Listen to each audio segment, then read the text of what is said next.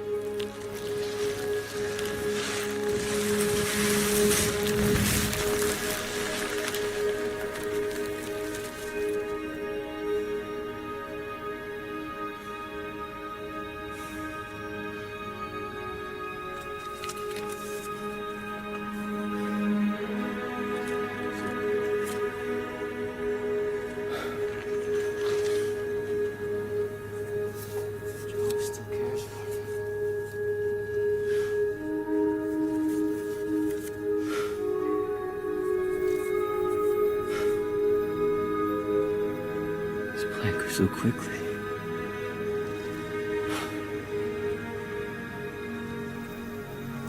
Jehovah still cares for me.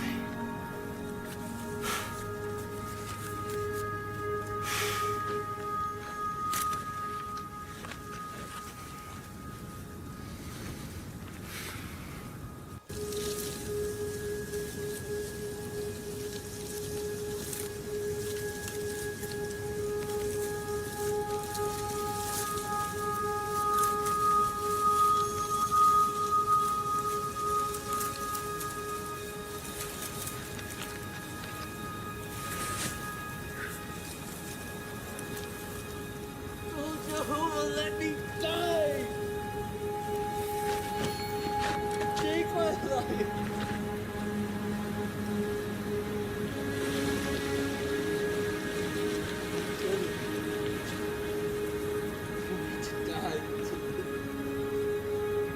Go, Jehovah, let me die! Take my life! I have a right to be angry. So angry, I want to die. You need to die to live. Is it right for you to be so angry over the bottle gourd plant? And perished in one night. Should I not also? I have a right to be angry. So angry, I want to die.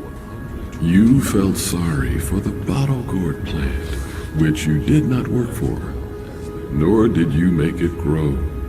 It grew in one night and perished in one night. Should I not also feel sorry for Nineveh, the great city, in which there are more than 120,000 men who do not even know right from wrong, as well as their many animals?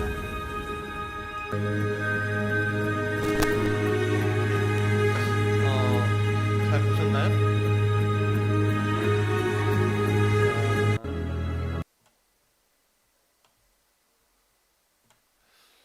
다시 요나, 우리가 옳다고 하기 전에 라는 제목으로 말씀을 전하려고 합니다. 큐티인 8월 4일 아내보다 더한 죄인이라는 제목으로 간증한 이 경형님의 이야기를 좀 소개하려고 합니다. 아내의 전도로 교회를 다녔지만 기복신앙으로 하나님을 믿었답니다.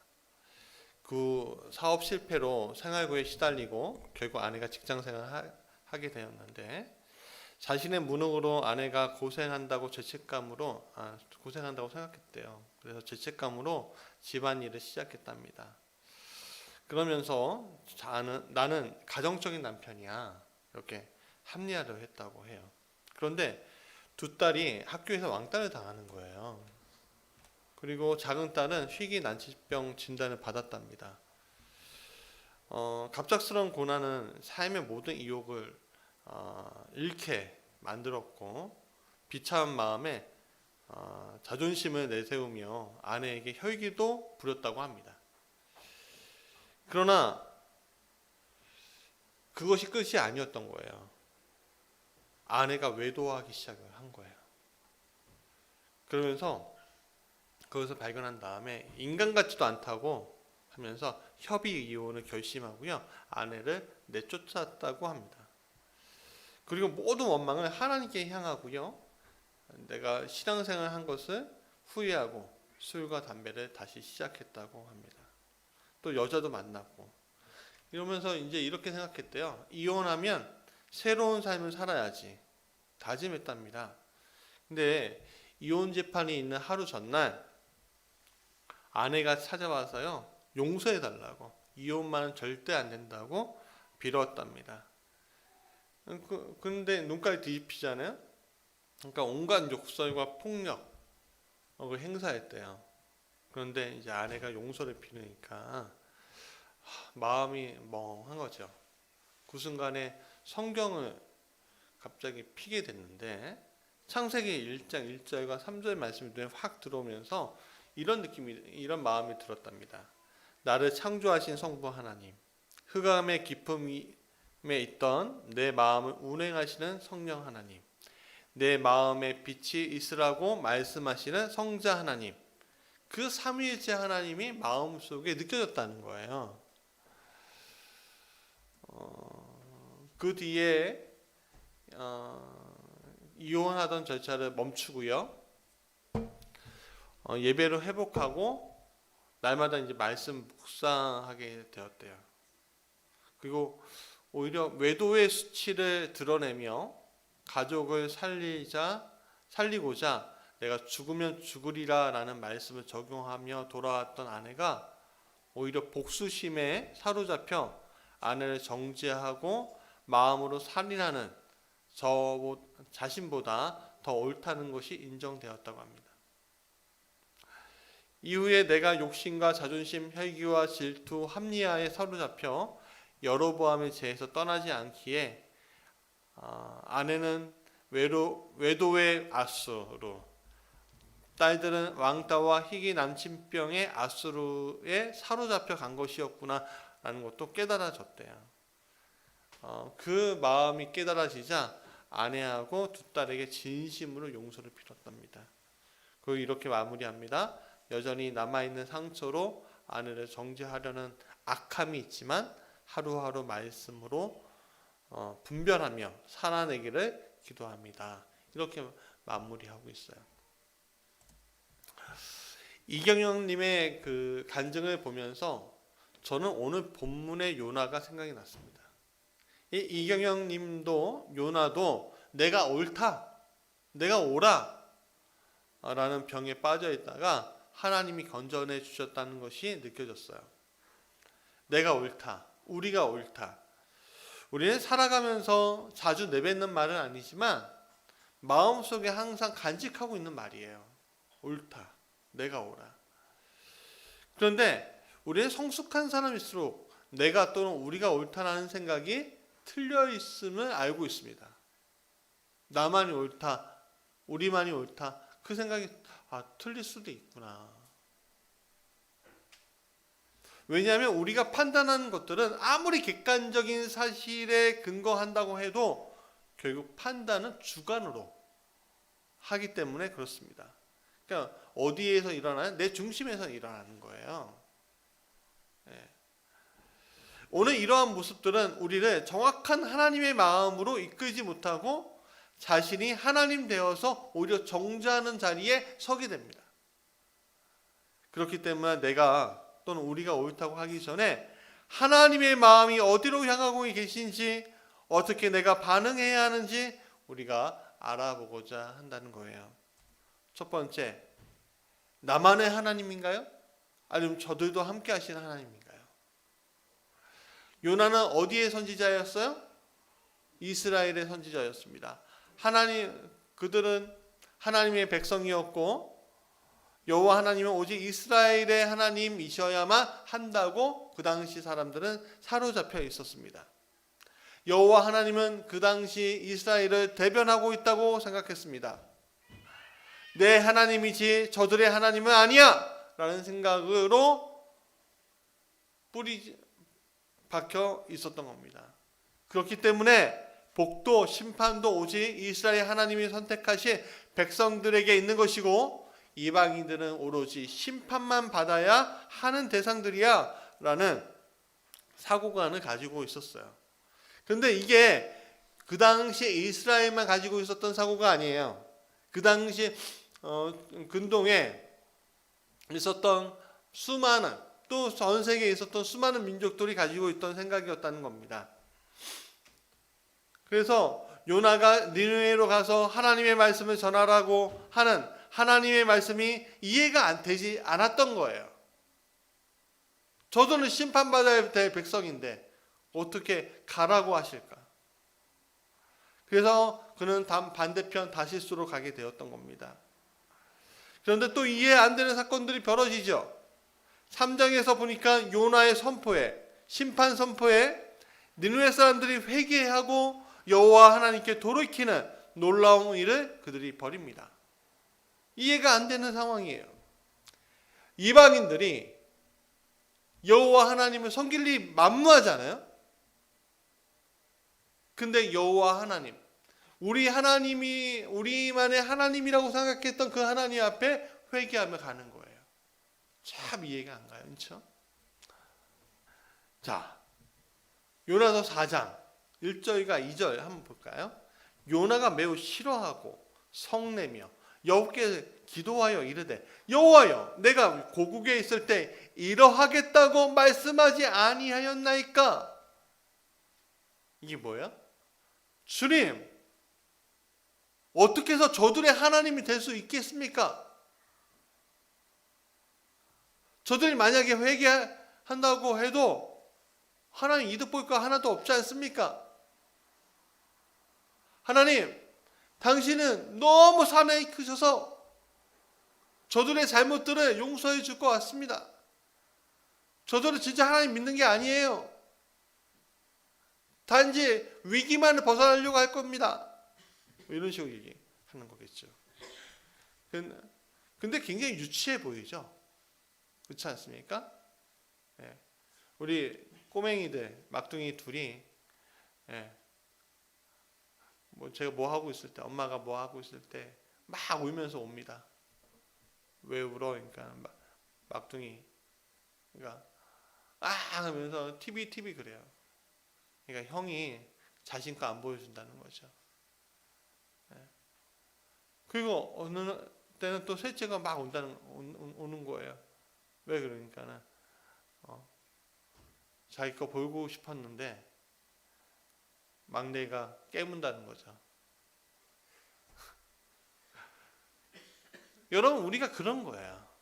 자신의 위치에서 남한테 양보하지 못하는 거. 그 모습들을 우리가 보이고 있다는 거지.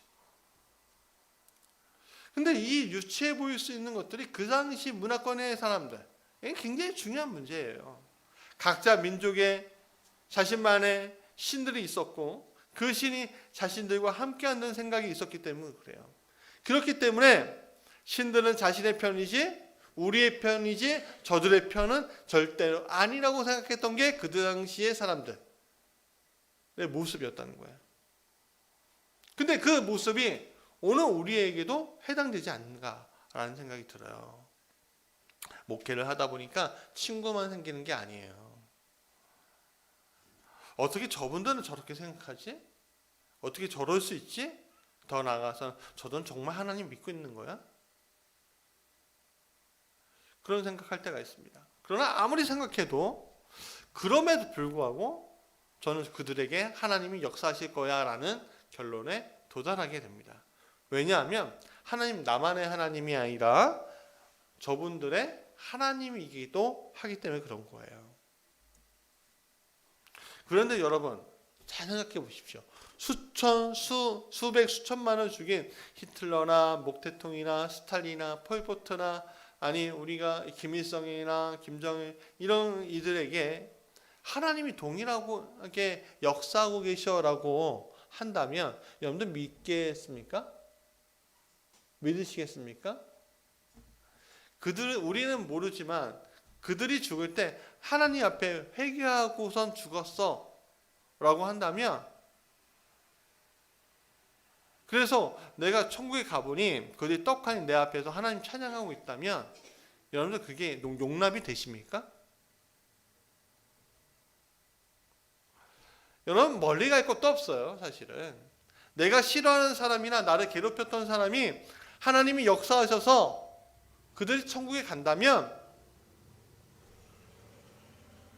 참 이해 못할 거예요. 저것들은 정말 구원받지 말아야 돼. 그런 사람을 하나님 받아주신다면 참 이해하지 못할 거예요. 그래서 많은 사람들이 이렇게 얘기하죠. 저것들이 천국에 있으면 난 지옥 가겠다 그래요. 그렇게 얘기해요. 왜? 얼마나 한에 맺혔으면 그렇게 얘기하겠어요. 요나가 그런 처지고 이스라엘도 그런 처지였어요. 또 우리 또한 그런 처지인 거죠. 니느웨도 그렇고 인류사에 큰 죄악을 저지른 이들이 그렇습니다. 나에게 악인으로 다가오는 저들도 그렇고 모든 것에 하나님의 인도함이 달려있다는 거예요. 물론 그들이 하나님을 거부하고 회개하지 않고 있다면 그들의 결과지는 결국에는 사망이겠죠. 영원한 사망.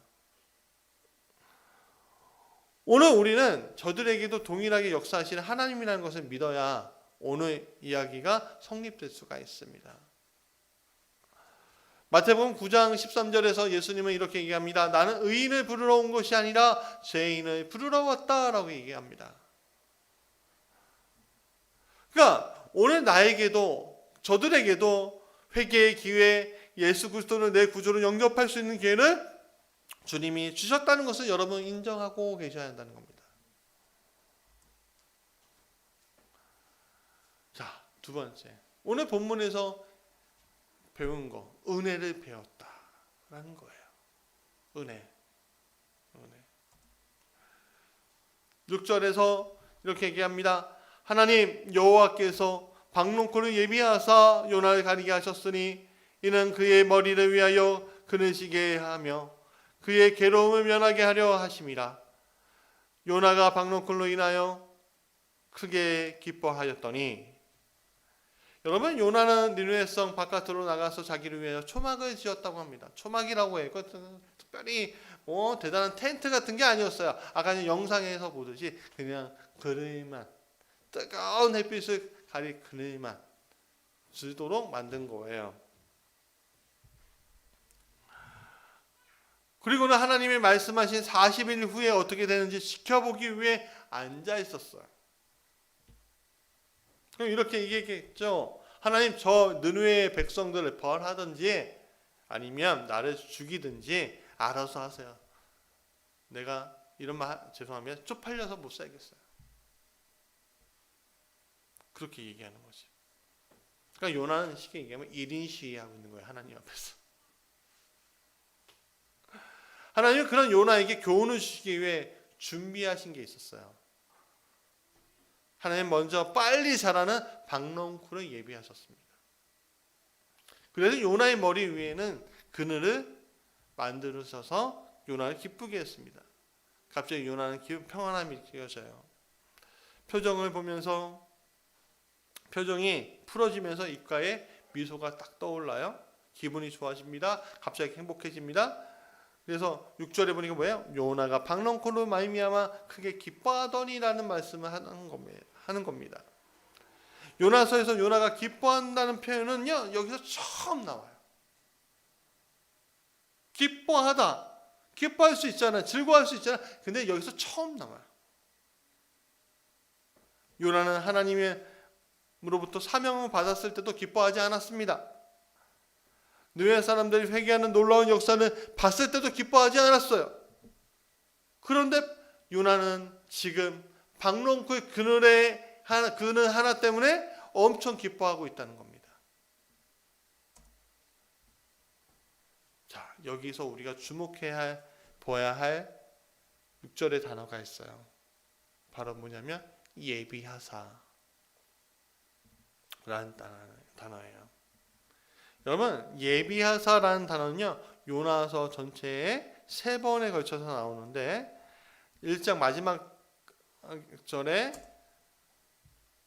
첫 번째는 뭐예요?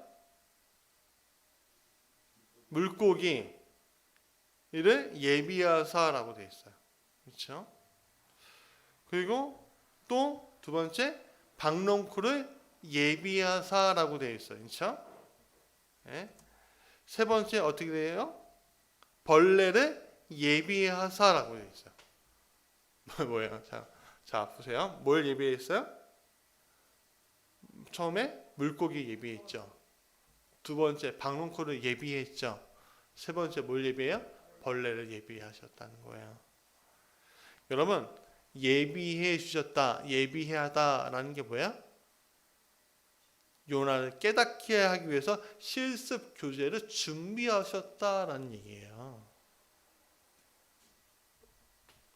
자, 그러면 여기에서 그가 배워야 할 점이, 여러분 공부는 왜 해야 하죠?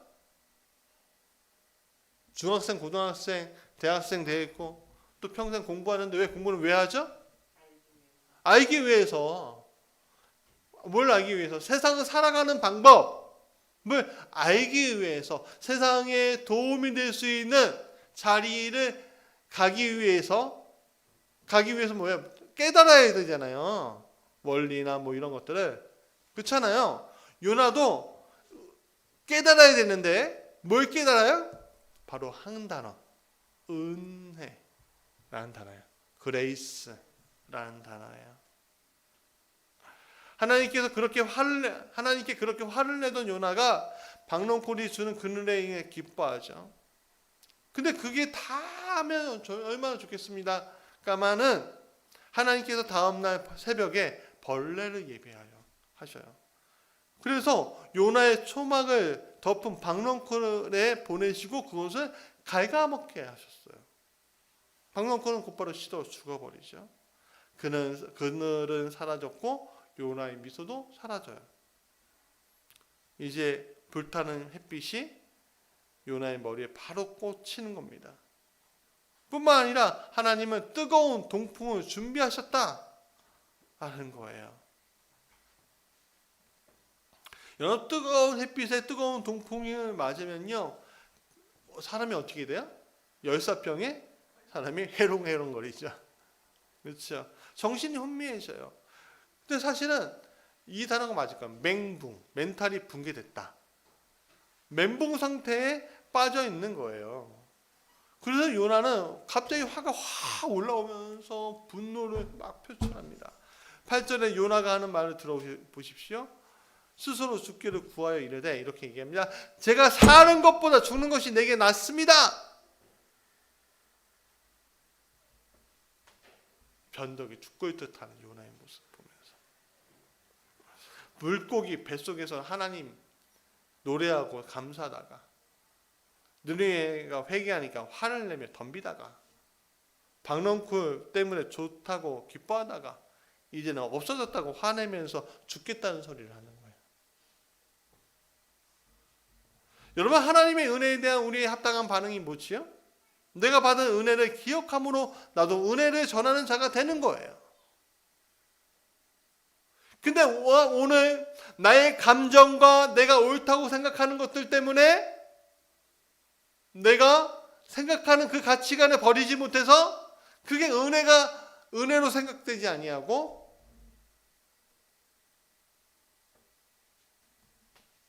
다른 사람들에게 은혜도 못 끼치면서 살아가고 있는 내 모습, 뭐 우리가 봐야 한다는 거예요. 우리가 설화, 옛날 이야기 속에 이런 이야기 있죠. 은혜 갚은 호랑이. 그렇죠. 근데 호랑이가 은혜 갚은 호랑이만 있어요? 아니죠. 은혜를 원수로 갚은 호랑이도 있어요. 그렇잖아요. 아시죠? 옛날 이야기. 기억나시죠? 여러분, 오늘 우리가 하나님께 은혜를 받았으면요, 그것에 대해서 우리가 반응할 줄 알아야 되는 거예요. 근데 내 가치관, 은혜 받았는데도 내 가치관, 복을 받았는데도 내 가치관, 내 생각, 내가 옳다고만 하면은 어떻게 돼요? 결국에는 망하는 거죠.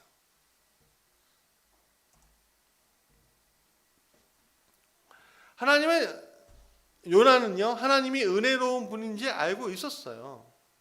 그가 2절에서 고백했던 것처럼 주께서는 은혜로우시며 자비로우시며 노하기를 더디하시며 인애가 크시사 뜻을 돌이켜 재앙을 내리지 아니하시는 하나님이신 줄 내가 알았음이니이다 라고 얘기하잖아요. 그렇죠? 그런 하나님이 어떤 분인지 알았습니다. 하지만 그가 알고 있는 것이 자신의 삶과는 전혀 맞지 않았다는 거예요.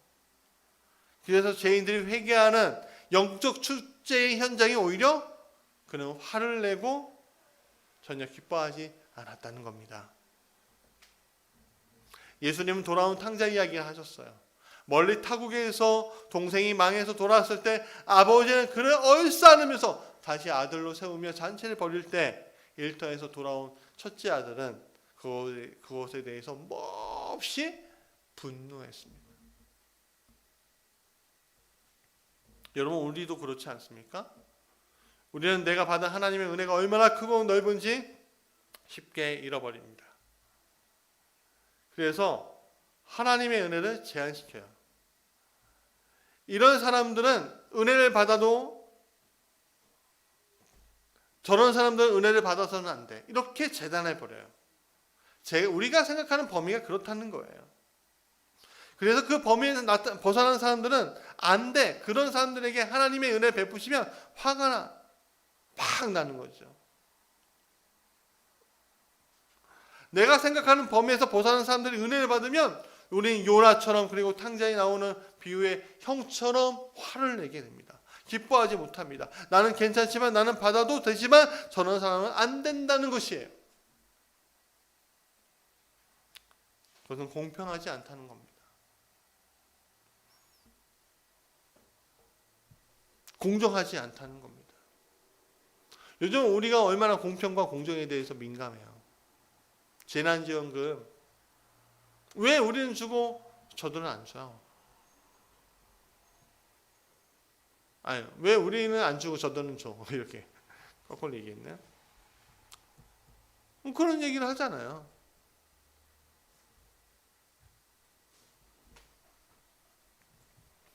그러나 우리가 깨달아야 될 것은 뭐냐면 하나님의 은혜는 너무나 파격적이라는 거예요. 내 생각의 범위를 넘어선 것이 하나님의 은혜라는 겁니다. 그래서 어떤 사람은 그 하나님의 은혜에 대해서 감사하기는커녕 분노하고, 어떤 사람은 거기에 걸려서 넘어지기도 해요. 너무 화가 나는 거지. 저것들은 저주받아갖고 망해야 하는데 어떻게 구원받을 수 있어? 사랑하는 여러분, 그러나 우리는 하나님의 은혜가 얼마나 넓은지 배워야 합니다. 하나님의 사랑이 얼마나 넓은지 배워야 합니다. 우리의 마음은 하나님의 기준에 맞춰서 넓혀야 한다는 거예요. 우리의 기준이 죄의 기준에 맞추는 것이 아니라 하나님의 은혜에 맞추는 거예요. 관대한 마음을 가져야 한다는 거예요. 좀 받아줄 줄 알아야 된다는 거예요. 왜냐하면 하나님이 그렇게 하셨기 때문에 그렇다는 거예요. 여러분, 사도 바울이 되기 전에 사도 바울은 사울로 그리스도인들을 핍박하며 다녔던 그 예수였습니다. 근데 그가 하나님 만나자 어떤 일이 일어났죠? 그리스도인들이 그를 경계하고 싫어하고 피했나요? 아니에요. 그를 이방인의 사도로 세웠습니다. 우리가 한 건가요? 아니, 하나님이 하시는 거죠. 오늘 우리가 저주하고 싶고 우리가 정말 싫어하는 대상들이 하나님께서 다시 일으키셨고 그들을 복음의 전달자로 세우는 놀라운 일을 하나님 하실 수 있다는 것을 우리가 봐야 되는 거예요. 세 번째, 요나서 4장 12절. 그 다음에 뭐예요? 어떻게 있으면 점점점 돼 있죠? 여러분 잘 보세요. 요나서 4장 12절 있어요? 없어요? 없죠. 사실 성경은요 4장 11절로 마감돼요. 그러면 12절이 없지만 우리는 상상할 수 있어야 한다는 거예요. 하나님의 말씀에 더 이상 묵묵부다. 대답을 잃어버렸어요. 누가? 요나가.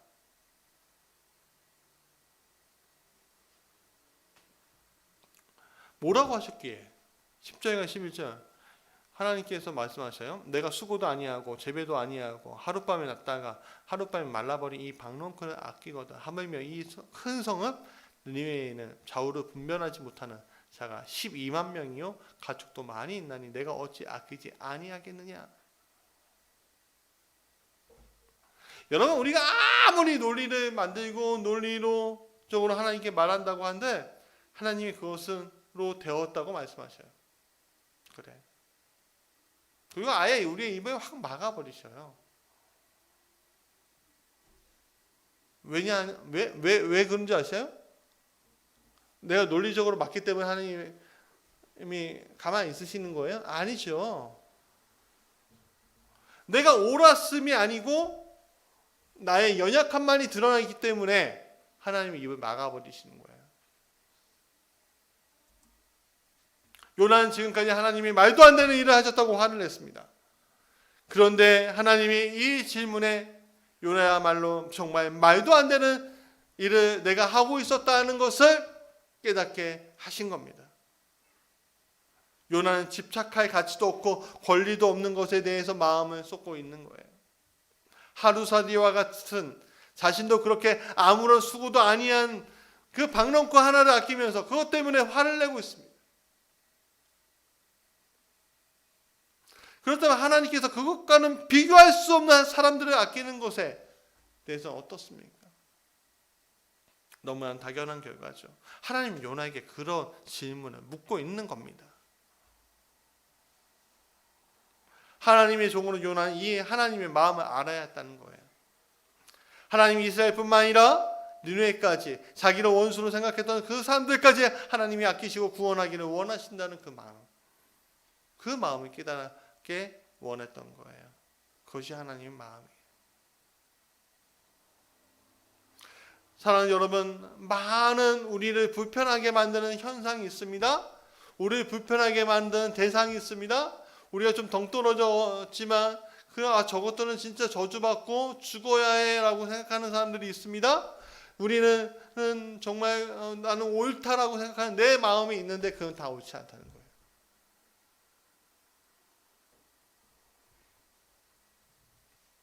하나님은 모두 다 아끼셔요. 모두 다 사랑하셔요. 먼저 구원받았다고 우리가 잘난 체할 필요가 없어요. 그래서 하나님의 마지막 질문에 대한 말씀에 대한 요나의 반응이 적혀져 있지 않은 거예요. 그렇게 화를 냈던 요나가 어떻게 반응했을까요? 궁금하지만 알 수는 없죠. 그러나 알 수는 없지만 추측할 수 있습니다. 왜냐하면 이 요나서를 누가 썼게요? 요나가 썼잖아요. 자신의 간증, 체험을. 그러니까 하나님의 말씀을 깨닫게 되는구나.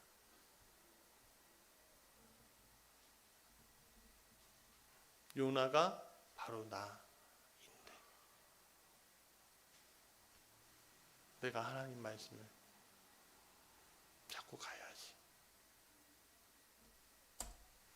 자, 말씀의 결론입니다. 내가 옳다. 우리가 옳다. 또 다른 말은요. 오늘 이 대한민국 땅을 떠들썩하게 하는 공평과 공정의 의미가 어디에 있느냐라는 거예요. 오늘 우리는 공평과 공정을 이야기하지만 실제로는 공평과 공정을 이야기할 수 없는 사회에 살고 있어요. 왜냐하면 주장하는 모두가 내가 옳다, 우리가 옳다라고 하기 때문에 그렇습니다. 그러나 옳음이 하나님이 아닌 나로부터 시작될 때 우리는 잘못된 결과를 가져올 수 있는 겁니다.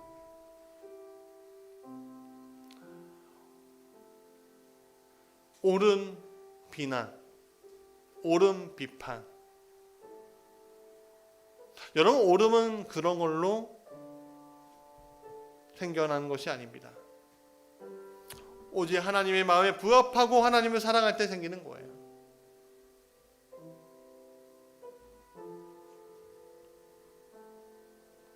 내가 수고도 하지 아니하고 재배도 아니하고 하룻밤에 났다가 하룻밤에 말라버린 이 박농쿨을 아꼈던 마음, 그 아꼈던 마음처럼 내가 너희를 사랑하고 있다. 여러분, 그렇기 때문에 오늘 우리가 여기 있는 겁니다. 너희를 아끼셨던 그 마음 때문에 오늘 우리가 이방인이 아니라 주일 예배에서 드리지 못하고 떠돌고 다니는 인생이 아니라 오늘 하나님을 예배하는 인생, 하나님 찬양하는 인생이 될 수 있었던 겁니다. 사랑하는 여러분, 어쩌면 우리는 사람은 공평과 공정이라는 말을 이기심과 독선을 쓰고 있는지 모릅니다. 하나님께 나만 바라봐 달라고요? 다른 이들은 신경 쓰지 말게 해달라고. 오늘 우리의 경쟁에서 나만 이기게 해달라고, 저들은 지게 해달라고 자신의 고집을 피우고 있는 것은 아닌지 모릅니다. 나는 꼭 성공하게 해달라, 저들은 우리와 상관없는 이들이야 라고 말하고 있는 거지요. 그래서 복음을 전하는 것도 예수님을 알려주는 것도 상관없다고 침묵 속에서 말하고 있는지 모릅니다. 그래서 하나님 우리에게 오늘 은혜가 무엇인지 가르쳐 주고 있는 중인 겁니다. 내가 너를 얼마나 큰 은혜로 사랑했는지, 너가 얼마나 큰 은혜를 받고 있는지, 그럼에도 불구하고 하나님께 원망하는 우리에게 하나님 큰 역사 속에서 우리를 자신을 발견시키며 깨닫게 하시는 겁니다. 사랑하는 여러분, 기독교 신앙은 나만을 위한 신앙이 아닙니다. 복음 자체이신 예수님을 다른 이들에게 전하는 신앙입니다.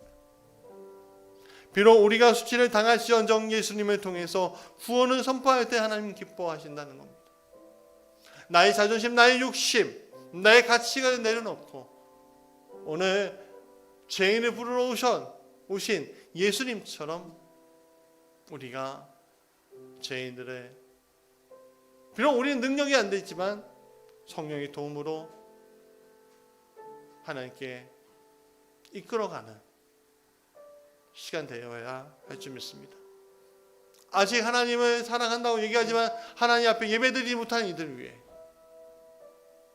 하나님을 거부하는 이들 위해, 그들을 포기하신 것이 아닌 하나님이 나를 통해서 그 일들을 하게끔 하신다는 것을 여러분 믿으시기 바랍니다.